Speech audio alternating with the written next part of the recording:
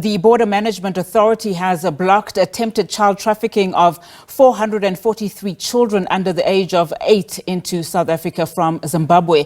The children believed to be trafficked were intercepted at the Beit Bridge Border Post between the two countries last night. 42 buses intended for South Africa were stopped and searched in a sting operation at the border post in Musina, Limpopo. The Border Management Authority's Commissioner, Dr. Michael Masiapato, joins us now for more information. Dr. Masiapato, thank you so much for your time this afternoon. Now, before we get into your preparedness ahead of the festive season as the BMA, let's touch on this very troubling story that we are picking up, of course, from your press conference. Just give us more details of this alleged child trafficking matter that you're dealing with, that you've somehow intercepted the transportation of 443 children, all under the age of 8 years old, on their way to South Africa from Zim. Just give us information about who was involved in this operation. Have there been arrests, more importantly, been made? Thank you very much, Unati, and thanks for the invite. Yeah, indeed. We had planned for the media briefing for this morning just mainly to reflect on our festive season operational plan. In actual fact, we did not necessarily, anticipate what our colleagues on the ground in Beit Bridge actually picked up.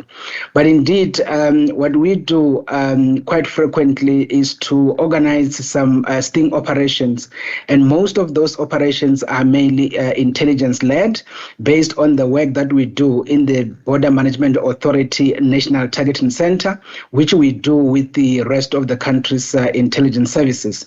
So in this instance, we did get some bit of a tip as part of the work that we do, and we then put together a team of the border guards, the anti-corruption team from the Department of Home Affairs, together with members of the South African Police Services.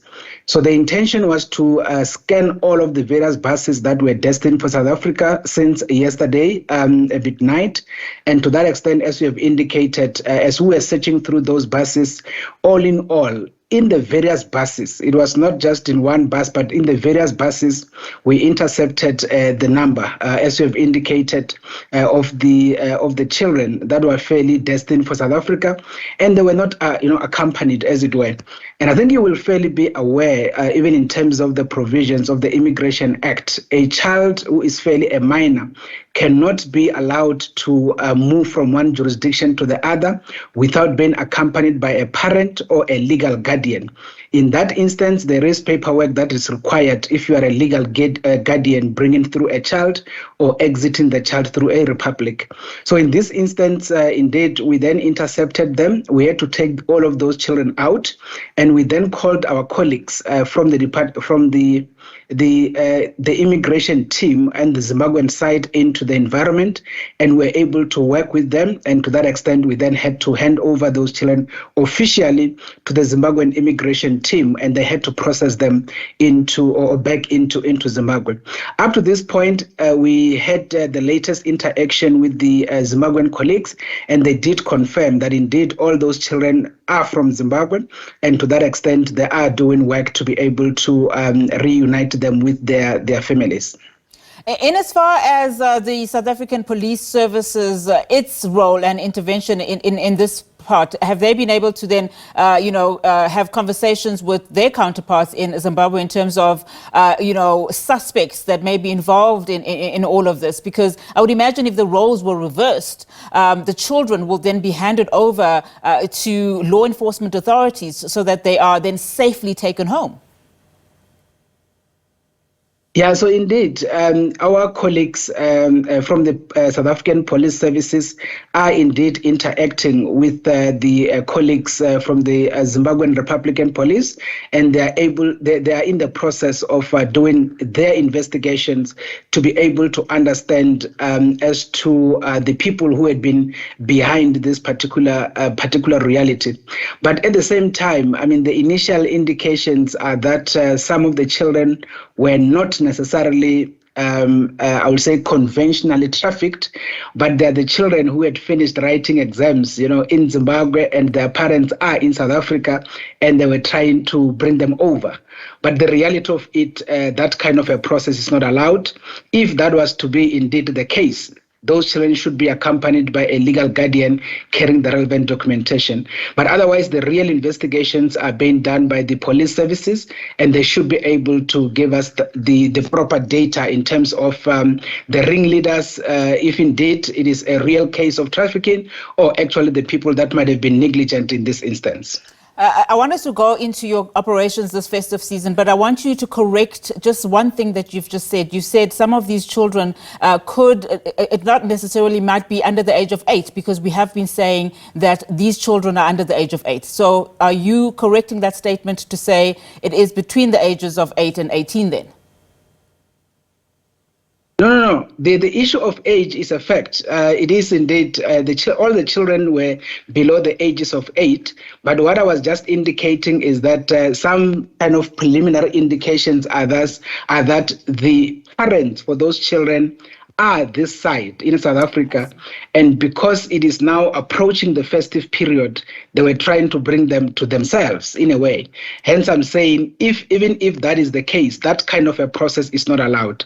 But the issue of the ages is correct, and the issue of the investigation are being handled by the SAPS and the Republican Police in Zimbabwe, and they should be able to take the matter forward in terms of their protocols.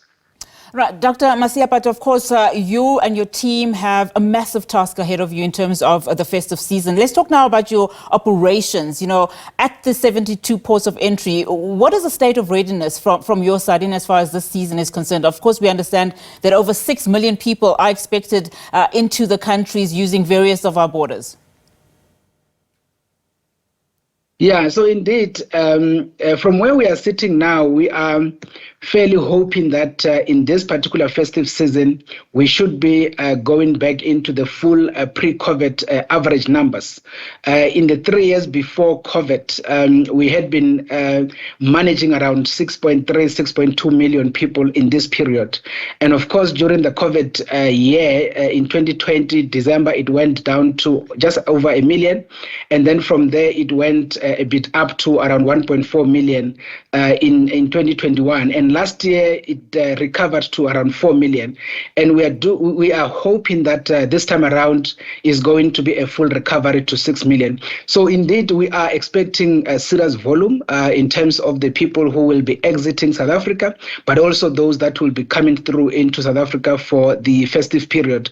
So we have done a very intensive planning on the ground to be able to address and deal with the volumes, as it were. For instance, we also have around 380 colleagues that we are going to be deploying on the ground to be able to help in terms of the processing. We have identified the critical ports that we know we are having a number of people that we need to facilitate.